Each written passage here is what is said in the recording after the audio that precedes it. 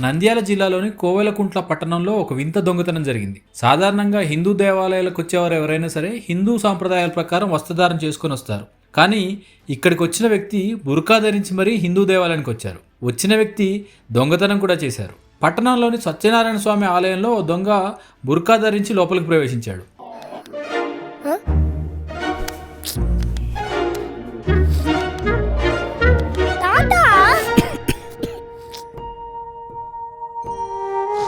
జలుబు, తలనొప్పి, నడుము నొప్పి, మోకాళ్ల నొప్పులు లాంటి లక్షణాల నుండి ఉపశమనానికి శాస్త్రిబామ్, ట్రస్టెడ్ బై మిలియన్స్ సిన్స్ 1992. తర్వాత హుండీని పగలగొట్టి అందులో ఉన్న సుమారు 5,000 రూపాయల నగదును అపహరించాడు.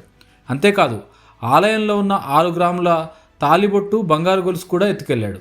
ఉదయం పూజల కోసం వచ్చిన అర్చకుడు తలుపులు, హుండీ పగలగొట్టబడిన విషయాన్ని గమనించి పోలీసులకు సమాచారం ఇచ్చాడు.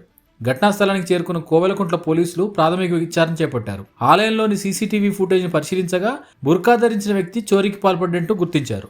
నిందితుడిని గుర్తించేందుకు ప్రత్యేకంగా గాలింపు చర్యలు చేపట్టినట్టు సర్కిల్ ఇన్స్పెక్టర్ హనుమంతు నాయక్ చెప్పారు.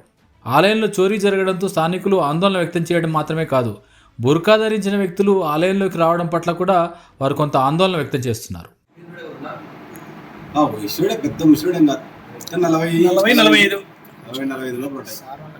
వీడియో రికార్డ్ అవుతుంది.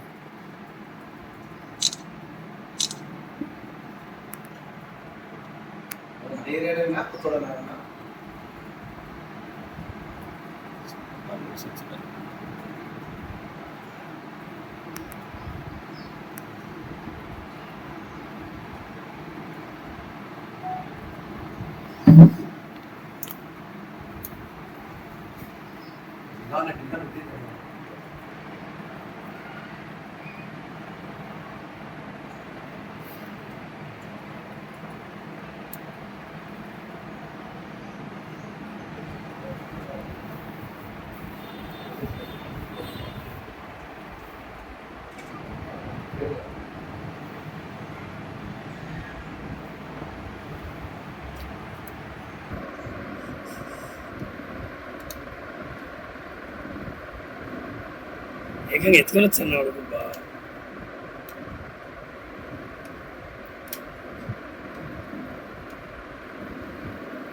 అది కుక్కలు వచ్చినాయి ఉరుకుతున్నాడులే.